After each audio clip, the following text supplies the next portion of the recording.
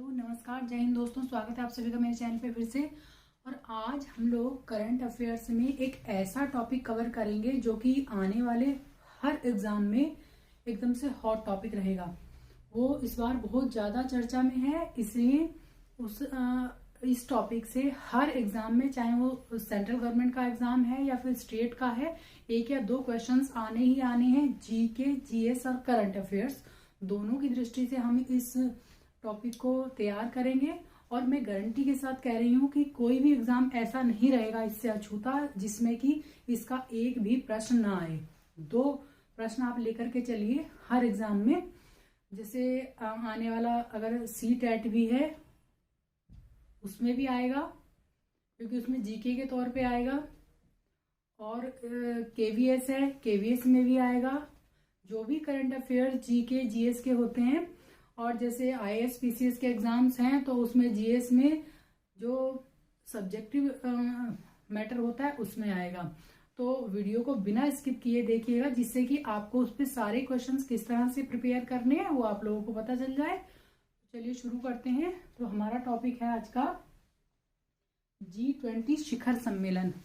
इस बार ये क्यों चर्चा में है हमारे इंडिया में? क्योंकि ये भारत में पहली बार इसकी भारत अध्यक्षता कर रहा है, इसलिए बहुत ज़्यादा चर्चा में है। और ये स्टेट और सेंट्रल हर एग्ज़ाम में आएगा। खासकर यूपी के लिए भी ये बहुत ज़्यादा इम्पोर्टेंट है, क्योंकि यूपी के 4 शहरों में इसकी बैठकें होंगी। अध्यक्षता शुरू हो गई है, जो कि अब इंडिया के पास है। तो इससे हम देखते हैं प्रश्न किस तरह से बनते हैं। सबसे पहला तो ये क्या है? ये एक समूह, एक वैश्विक समूह है। शामिल देश कौन कौन से हैं? ये देश मैंने इसमें लिख दिए हैं, मैं आपको बता दूं। इसमें अर्जेंटीना है, ऑस्ट्रेलिया, ब्राजील, कनाडा, चीन, France, Germany, Bharat, Indonesia, Italy, Japan, Mexico, रूस, सऊदी अरब, दक्षिण अफ्रीका, दक्षिणी कोरिया, तुर्की, यूनाइटेड किंगडम, संयुक्त राज्य अमेरिका, यूरोपीय संघ। अब इसमें आप लोग अगर देखेंगे तो 19 देश हैं और यूरोपीय संघ है। यूरोपीय संघ जो है वो अपने आप में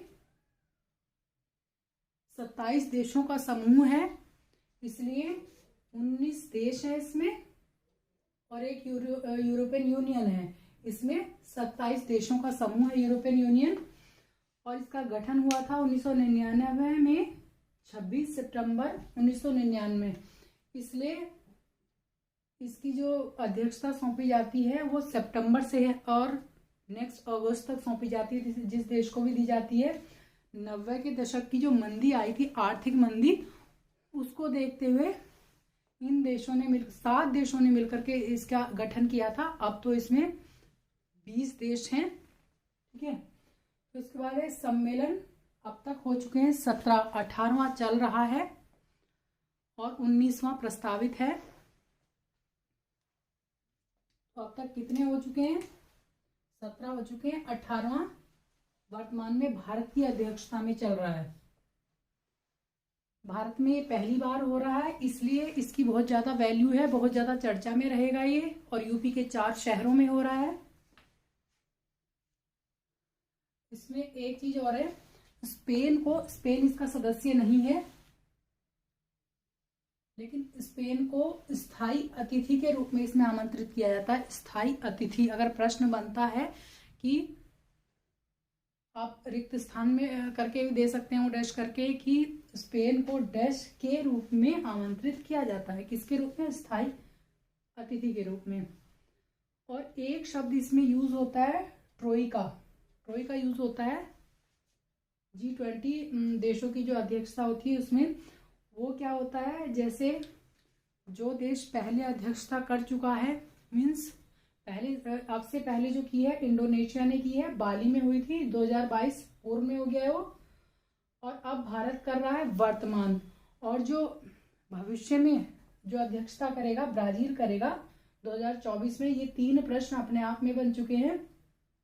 तो इन तीनों के ग्रुप को कहेंगे ट्रोइका, TROIKA, ट्रोइका। ये रशियन वर्ड है। तो ट्रोइका किसको कहते हैं, ये प्रश्न आ जाता है। ट्रोइका में इस टाइम कौन कौन से देश शामिल हैं, ये भी प्रश्न आ जाएगा।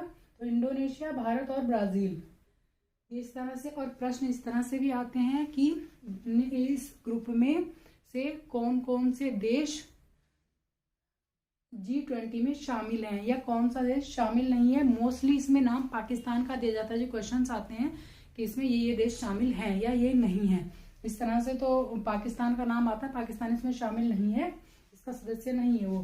तो इस तरह से इसमें इतने क्वेश्चंस तो इसी से बन गए कि इंडोनेशिया के बाली में हुआ था पूर्व में, और अब हो रहा है भारत वर्तमान में कर रहा है अध्यक्षता, ब्राजील 2024 में होगा। उसका अभी सिटी निर्धारित नहीं है। हमारे यहाँ पे सिटी निर्धारित है। मेन जो बैठक हो रही है हमारी नई दिल्ली में हो रही है, नई दिल्ली प्रगति मैदान में। इसका अगर स्पॉट किया जाएगा वहां पे आता है कि नई दिल्ली प्रगति मैदान। और इसका जैसे कि हर संगठन का एक थीम होती है, ध्येय वाक्य कह लीजिए, तो इसका है वसुधैव कुटुंबकम। जो इस बार इंडिया में हो रहा है इसका वसुधैव कुटुंबकम है। महाउपनिषद से इसको लिया गया है। इसको इंग्लिश में है one earth one family one future. इस तरह से इसको इंग्लिश में भी लर्न करेंगे, मोस्टली इंग्लिश में ही आता है। एक धरती एक परिवार एक भविष्य, हिंदी में आ सकता है यूपी के एग्जाम में, क्योंकि यूपी में इसकी 4 बैठकें हो रही हैं। विश्व एक परिवार, ये वसुधैव कुटुंबकम है, तो इसका आएगा विश्व एक परिवार।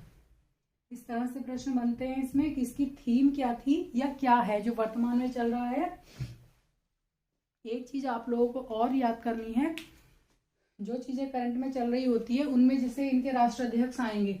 कुछ देशों में राष्ट्राध्यक्ष जो माना जाता है वो राष्ट्रपति को माना जाता है, वहां पे राष्ट्रपति मेन होता है, और कुछ में उनके प्रधानमंत्री को। तो उनके भी नाम याद कर लेने हैं, कौन कौन लोग शामिल होंगे इसमें, इस बैठक में। इन देशों के राष्ट्रपति आएंगे या फिर प्रधानमंत्री, इस तरह से इनको लर्न कर लेना है।